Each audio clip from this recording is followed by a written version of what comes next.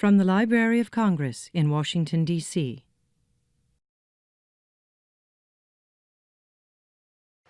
Today I have the pleasure of introducing Chad Corntassel Smith, the former Principal Chief of the Cherokee Nation and the author of Leadership Lessons from the Cherokee Nation. During his 12-year tenure, Smith worked to increase employment opportunities, access to quality health care, and Cherokee language instruction. As a result of these and other initiatives, the Cherokee Nation's economic outlook dramatically improved. Prior to becoming Principal Chief, Smith, a lawyer, served as a public defender, taught courses in Indian law at multiple universities, and served in leadership roles within the Cherokee Nation's government. While the lessons found in his book are the result of his unique experiences, his advice, such as don't be a doofus, pay attention to the world around you, is universally applicable. Please join me in giving a warm welcome to Mr. Chad Corntassel Smith.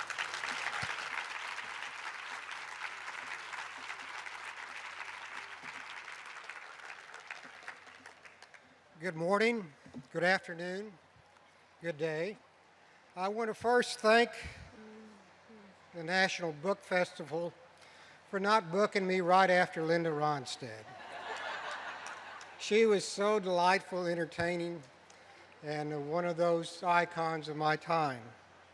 So I want to reintroduce myself. I am Chad Smith. I was the Principal Chief of the Cherokee Nation for 12 years, from 1999 to 2011. And I first want to introduce the strength of the Cherokee Nation. I always like to tell the story about Americans and British. In our first treaty with Britain in 1721, we sat down and one of their colonies out of South Carolina wanted some of our lands. It was a land cession treaty. And we asked them where their women were. And they accused us of having a petticoat junction. And we said, how can you make good decisions without your women at the table? And we've always been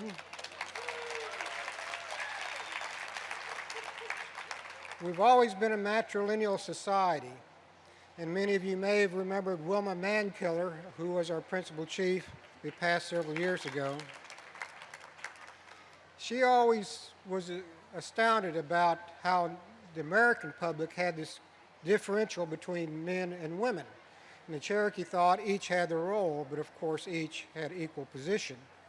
And so when we talk about our women, we talk about the fortitude, the strength, the endurance. And of course, the former First Lady, my wife of 34 years, is here, and I'd like to introduce her, Bobby Gale, if you'll stand.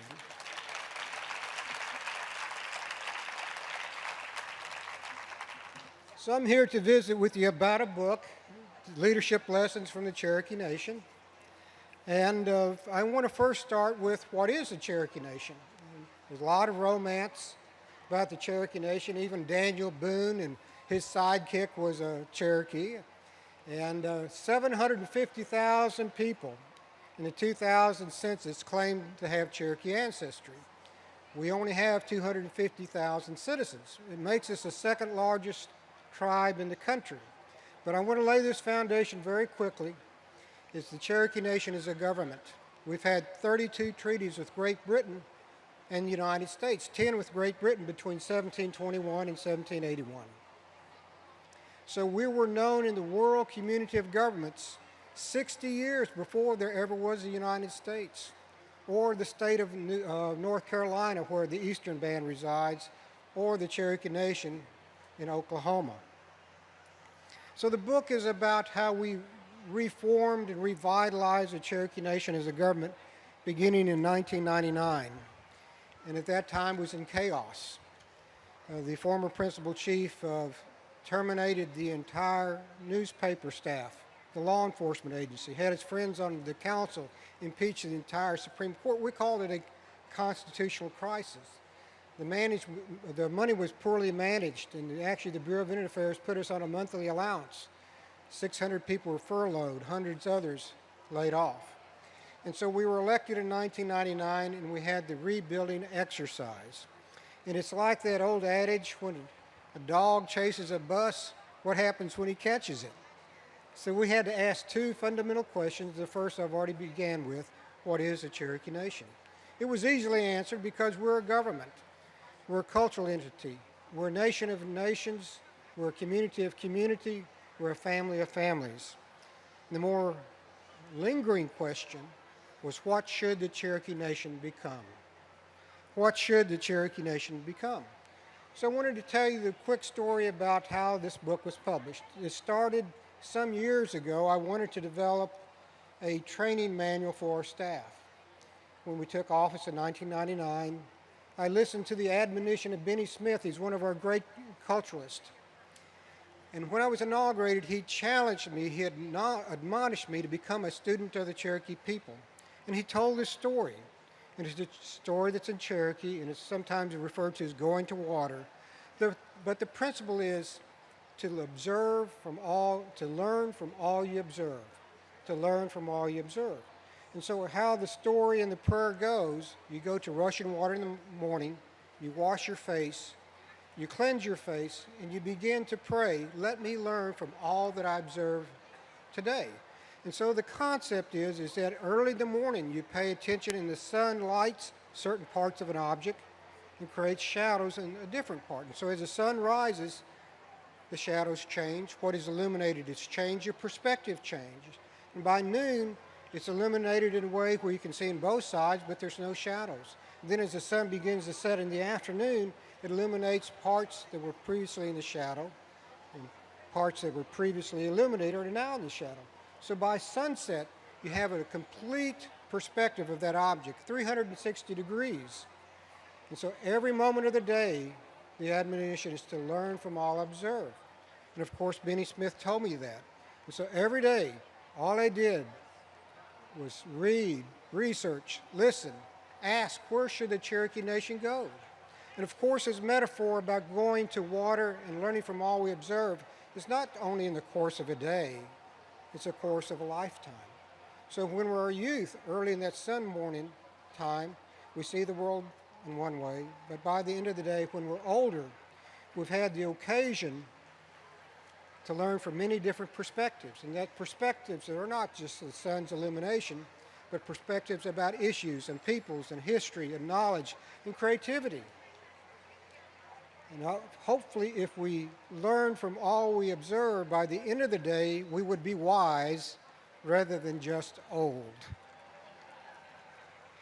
And so I developed this manuscript because we would recruit consultants and read books, and every time we brought a new consultant in, we thought they had really good stuff. And the Cherokee Nation now has 8,000 employees. And we do everything the federal government does except raise an army and print money. Housing, education, law enforcement, health, on and on and on. And so we counted up one day, we had 120 different products and services. So how do you develop a management system that deals with diverse ideas like healthcare, which has a dual management system between health and administrators, or marshal service, which is paramilitary, or social services, which is case study based. All of those sometimes have conflicting management systems, ideas, and language. So how do you create an overall arching management system to get everybody going in the right direction? So we studied, we listened, and it became evident that the most important thing involved a beginning and an ending. A beginning and an ending. And so we started, the frustration built, the confusion built, and we finally pulled out the dictionary one day. It's a great book. If you ever have the chance, use that thing. It's amazing. You get frustrated in a meeting, there's conflict, just pull that thing off the shelf and start with foundations. And so we pull the book out, and it's, what does the word lead mean? You know, we talked about leadership for years. We talked about management. Guys had all sorts of conflicting theories and such. And so when we pulled the dictionary out, it said, lead, to take or convey on the way. Wow. To take or convey on the way. So if you're leading, if you're exercising leadership, it's that simple. You take or convey on the way, which means you have a starting point and you have an ending point. If you turn it to math, it's point A to point B. And as we evolved this very simple management philosophy, theory, idea, we found that if we could help our employees and our decision makers understand where point B was, where we ultimately wanted to go, everything had a way of working out. My great-great-grandfather, Redbird Smith, in 1910, he talked about the Cherokees. He said, we're industrious, we're loyal, we're intellectual, but we're overlooking that particular purpose on earth because no man, no race of people is so endowed with these qualifications without a designed purpose. Without a designed purpose. So all of a sudden it just fell into place, that epiphany, that light went on. That's our point B. That's where we should go. That's our ultimate product. That designed purpose is to become a happy and healthy people. And so if we understand the end, where we want to go, and if we can ingrain that and get our people, our staff and folks to understand it, it all worked out very well. So then you start with point A. Where are you at? Where do you start? And so there's a tremendous amount of humility understanding where you're at. And humility to me is not falling down on the ground and groveling and ripping your clothes and throwing ash upon yourself and sort of looking down on yourself. Humility is really understanding how you fit in the world around you, what's your strengths, your weaknesses, the things you need to improve on, how you fit. A great humility. And with a vision, it takes the ability to look into the future, to anticipate the state that you want to go to, the conditions you want to achieve. And so it took Benny Smith's admonition to learn from all we observe. And I came across a story that really was quite powerful, and every time I had a chance to talk to kids, I wanted them to remember this one story. So when I would talk to them, I said, when you're 40 feet outside this door, please stop and remind yourself of this story. And I'd say that over and over. If there's just one thing I could leave you with, remember this, young people, and it's this. Do you know the difference between a genius and a doofus? Do you know the difference between a genius and a doofus? Now, I grew up with Alfred E. Newman on Mad Magazine. You can ask for a better poster child for a doofus. But a doofus is somebody who thinks they know so much, in fact, they know very little. It's that ultimate know-it-all. And he confesses his ignorance when he says he knows everything, or he has the answer to everything. And I want to be fairly civil and fairly politically correct and fairly diplomatic, but some would suggest Washington, D.C. is a homeland of doofuses. Because everybody has an answer, whether they've thought it out or not, and they've got an answer for problems that don't exist. But there's a great arrogance when being a doofus. Now, the opposite of a doofus is a genius. A genius is somebody who knows so much they realize they don't know everything. A great humility with a genius knows so much he knows he doesn't know everything. But the magic of a genius is he knows how to go about finding out what he don't know that he needs to know to make a good decision. He knows about how going about finding out what he don't know that he needs to know to make a good decision. So I developed this manuscript, and I wanted to publish it. And so I called friends, and they said, well, you need an agent. And I called agents, and they never returned my call. I'd call publishers and get lost in their bureaucracy.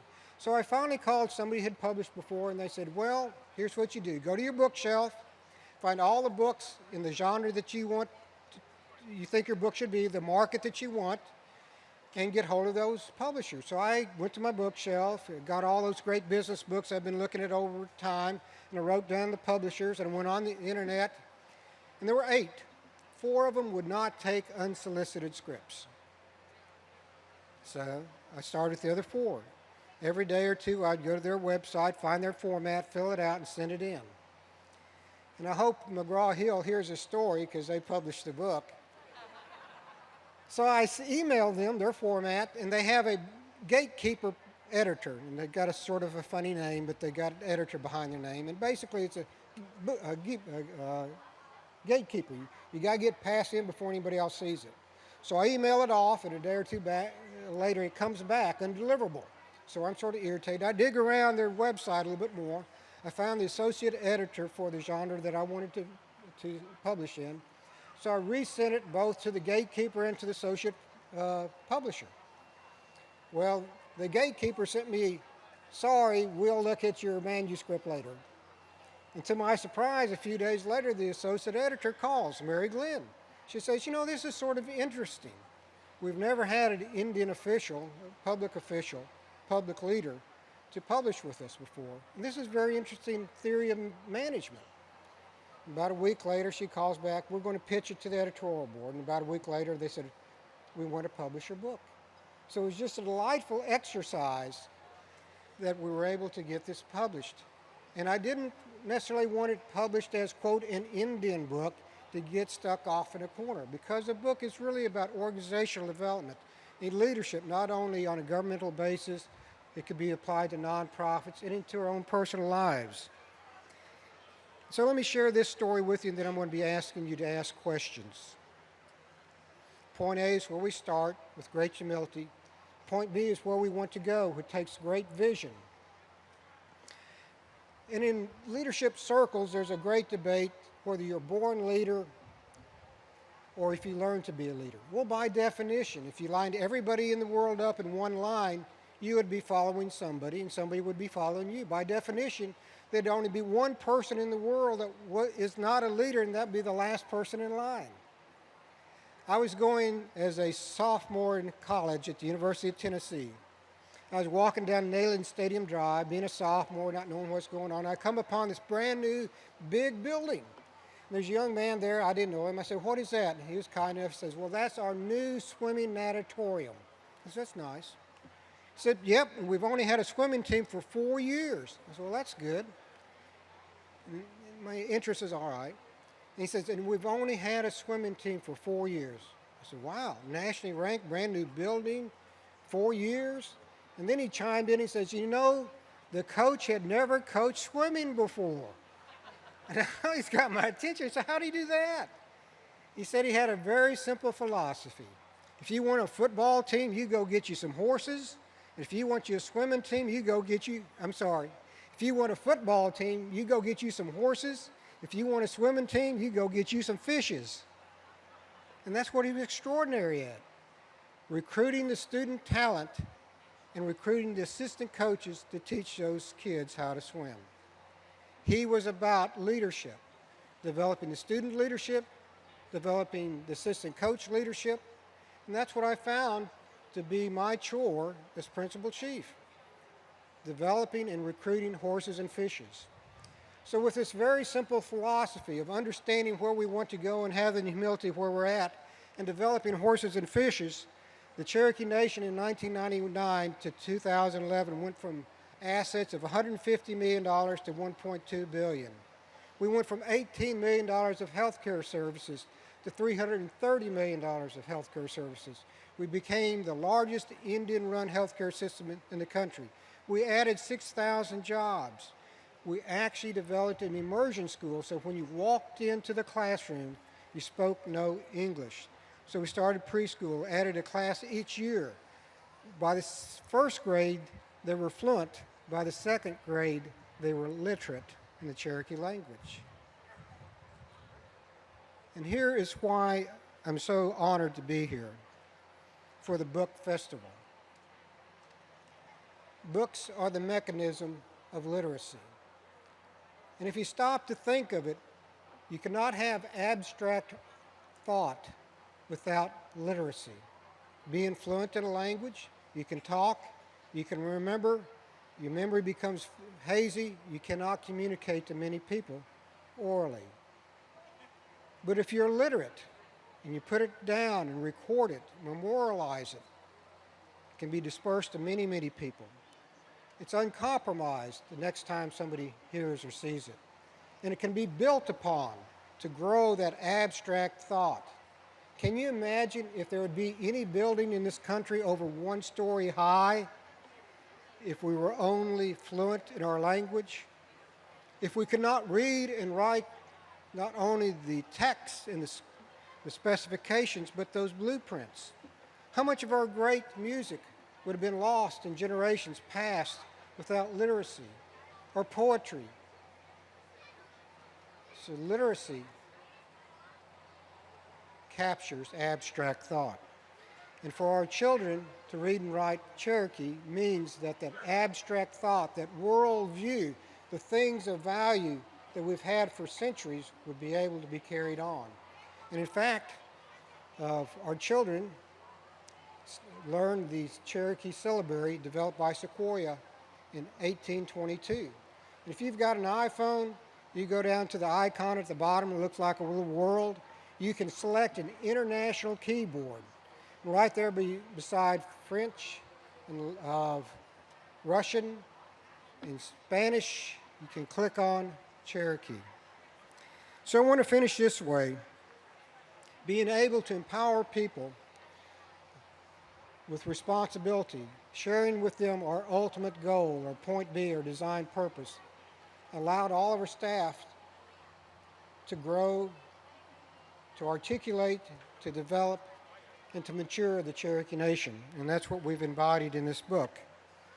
It allowed us, from our boarding school there in Tahlequah, that started as an orphanage after the American Civil War because Cherokees fought for both sides. And we had 4,000 widows and orphans after the American Civil War. From that orphanage, it became a boarding school after Oklahoma statehood in 1907. And then it grew to a military boarding school by the Bureau of Indian Affairs. And then in 1999, when we took office, we wanted to make it a leadership academy for our children. It had a capacity of 350. It had an enrollment of 205. It was known as a school of last resort. If you got kicked out of any place else, you went to Sequoyah. Within 5 years, we had 150 on a waiting list. Won the girls' state championship 3 years in a row, missed the last one by 2 points in the last 3 seconds. Football championships, cross country, academics. We gave them laptops. 44 Gates Scholars in the period of 2 years. Became a school of choice because we knew where we wanted to go, point B, and we knew where we started, point A. So what I'd like to do now is ask you to ask questions. So we have 2 microphones, and we believe we have about 10 minutes. Yes? Can you hear me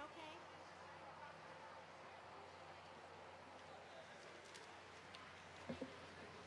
Is it on? It okay. is. I have learned about the Tibetan language that there are words for which there's no equivalent in the American or English language.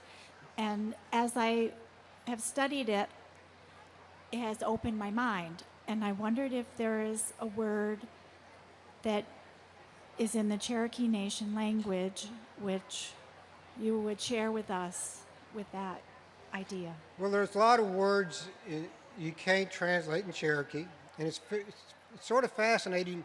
You know you can't cuss in Cherokee? There's no cuss words in Cherokee. If you say something, it just makes you look stupid, like a moron, a doofus.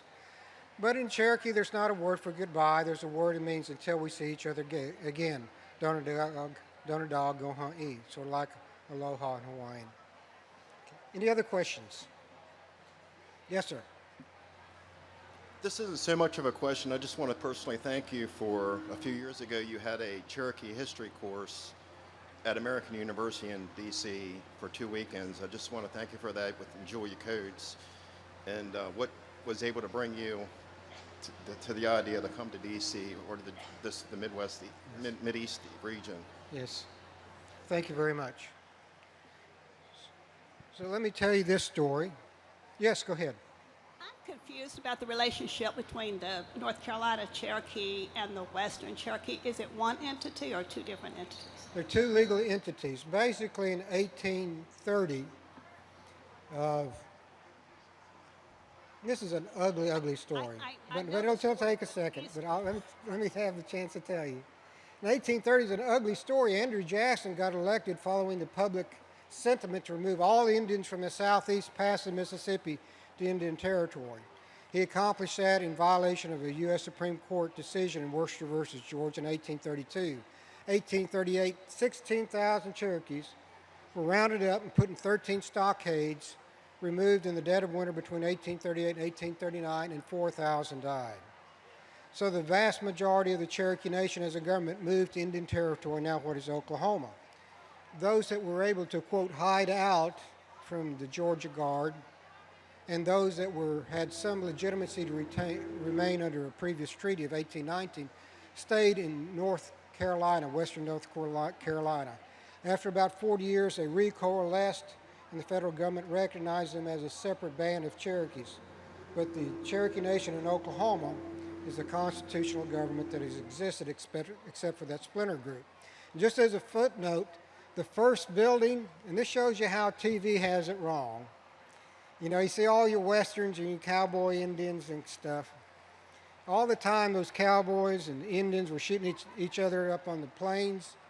In 1851, the Cherokees built the first institution of higher education for women west of the Mississippi. It was in essence a junior college. The first building we built was our Supreme Court building, built in 1844, which still stands. Also in 1851, we built the male seminary, teaching such barbaric subjects as algebra and Latin and astronomy. So. May I ask you a follow-up Sure. question? Then I assume it's the Western Cherokee that wants to take off the descendants of the slaves from their roles. Would it be the Western ones? It's the Cherokee Nation in Oklahoma. Okay. And would that mean that you would then forcibly remove them from the land that they're... And that whole thing has me so confused. I'd love to hear more about it. Okay. Prior to the American Civil War, the 5 civilized tribes held slaves like their Georgia counterparts. In 1862, the Cherokee Nation was the second government in the country to have an Emancipation Proclamation, I think following Delaware. And so between 1866 and 1906, former Negroes and former freed persons of color and former slaves who had been emancipated that were associated with the Cherokee Nation became citizens of the Cherokee Nation, as did certain classes of non-Indians, Shawnees, and Delawares. There's 5 ethnic groups. In 1906, the federal government closed those rolls, took all of our lands against our will, allotted them, took our assets, and liquidated them in an effort to dissolve the Cherokee Nation. That status continued until the 1970s when we reemerged, and the current controversy is descendants of former slaves, are they entitled to citizenship in the Cherokee Nation? And that's a federal legal question. It's being litigated today. Yes, ma'am. In a lot of Indian nations, there's a controversy over who is a member of the nation, how much blood you need, who votes on it. Do you have a controversy in the Cherokee Nation? The freedmen issue is a controversy because they have no Indian blood. But there's 2 classes of citizenship roles, if you will. The Cherokee Nation follows one of leniency. If you have one Cherokee ancestor on a base roll, then you have an inherited political right, and you're entitled to be a citizen of the Cherokee Nation. Other tribes have a blood quantum or a gender quantum. For example, you could be a quarter blood in some tribes, but your mother's not a member, so you would not be a member, or vice versa. So, the idea, yes, sir. In your leadership position, how did you handle issues or social issues such as alcoholism and poverty? The issues of alcoholism, poverty, methamphetamine, child abuse. We really wanted to develop, and that's why this management system we developed was so important. We believe self-reliance and self-empowerment was critical. We found that many of the social programs only perpetuated a dependency, and that was not our history. That was not our culture. That's not the way we believed in things. And a good example is that some of our communities wanted a community building. Instead of just going out and building one, we said, well, here's what we'll do. We'll pay and we'll have the pad, the foundation poured. We'll provide a trained electrician and a trained plumber, and we'll provide you the materials, but you build it. And it was amazing. It's just sort of like what a church is. What is a church? It's not the building, it's a congregation. And it gave people a chance to come together. They not only designed the building, they built the building, the iron, the sheet metal, finished it out, did everything, paid for the maintenance, used it. And we ended up with 40 of those self-help community buildings. And we believed in the long term, that's the way you help yourself, by helping your community and doing something rather than expecting something. And so alcohol, methamphetamine, child abuse were symptoms of a different problem. Okay. Thank you. Hi. Yes. So are there any attempts to kind of replicate some of the efforts or the improvements you've made in the Cherokee Nation to other reservations or areas that are experiencing the same poverty, alcoholism, rape, and just abuses in other communities? Well, I would love to pitch this to all the other tribes, but let me just tell you something. Do you know who invented democracy? No. Indians. The founding fathers went to the Iroquois Confederation. That was the only practicing democracy of substance in the world. But besides that, if you've got 2 Cherokees, you'll have 3 opinions. Highly democratic. And it goes the same to other tribes. They're as diverse as France is, from Spain, from Russia to Portugal. So to say that one book or one philosophy will carry forward, it's not realistic. But what we're finding, a lot of people cuss and sort of run down gaming. But what we're finding is tribes are beginning to mature with gaming proceeds. They can invest in education and health, infrastructure, diversify businesses so they can have greater employment. So those gaming tribes are actually maturing and being able to evolve towards self-sufficiency and self-dependency. Thank you. Yes, ma'am. Hello. I was wondering what you think is the biggest issue facing the American culture today, and how the leadership of the Cherokee Nation can help us solve some of the problems we currently have. Thank you. Thank you. It's really tough because of the way political systems are designed. Elected leaders have a propensity to pander. I'm going to give you something that you don't earn in exchange for your political support. And if you're somebody from the House of Representatives, just think of the burden upon you, having to be reelected every 2 years, so you never quit campaigning. As soon as one campaign's over, you're out raising money, pitching for the next one. So they're always in a state of turmoil. And what I would suggest is for the American public is change the term of office for the House to at least 4 years so they can get out of this pandering mentality. And that pandering leads to expectancy and dependency. So, and for our own people, we mirror the American public.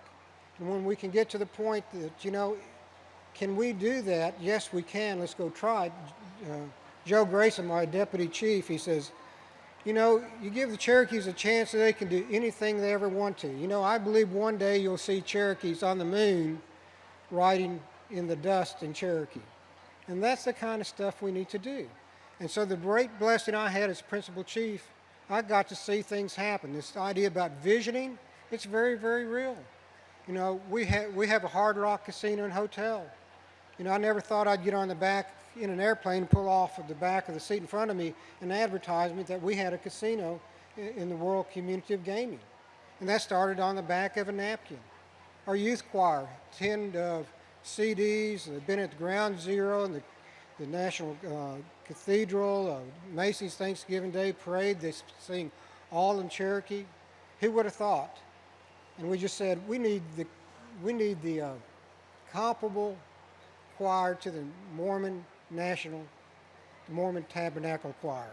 I set our staff down. We want these kids to become the Mormon Tabernacle Choir. And they just looked at me and they're so strange.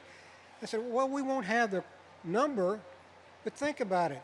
Children singing is angelic. Children singing gospel, it's just musical. Children singing the gospel in Cherokee is overwhelming.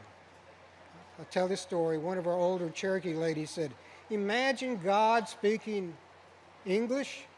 I thought he only spoke the most dignified Cherokee. And I say that for the visioning, because if you have that vision, the youth choir is only 40 members, but I'll put them up pretty close to the Mormon Tabernacle Choir any day for the simple, beautiful sounds that they bring. So the long and short to the answer is we really need to find incentives where people can help themselves as opposed for incentives not to. Thank you. And so I want to finish up with this story, and it's seed corn. I tried to talk to our own people about, let's invest in the future. We've got some businesses that are making some money. Let's just not take all that money out right now, for social services or for per capita payments or such. And one day it dawned on us what that metaphor, that symbol could be. And we found a corn. It's sort of a black and white corn that actually came across the Trail of Tears and is being grown locally in Georgia. And it was called a white eagle corn because when you turn the kernel up on its edge on 2% of the corn, you could see this little white indentation against the black backdrop of the kernel, and it looked like a white eagle flying. And so what we did, we grew it in the Cherokee Nation, and at the State of the Nation, we gave it away. And the idea of the seed corn is don't eat all the seed corn in that season. Set aside some for next year so you can plant. And from that harvest, set aside some so you can plant. So what happens every year? Not only does the harvest that you eat increase, what you set aside for next year increases, and within just several seasons, you've got so much more to share and to go around than if you'd been greedy and ate it all the first year. And so perhaps that's the closing comments for me, is that not only do the Cherokee people and the other tribes need to pay attention, perhaps the entire American public should be investing in the seed corn. Thank you very much. This has been a presentation of the Library of Congress. Visit us at loc.gov.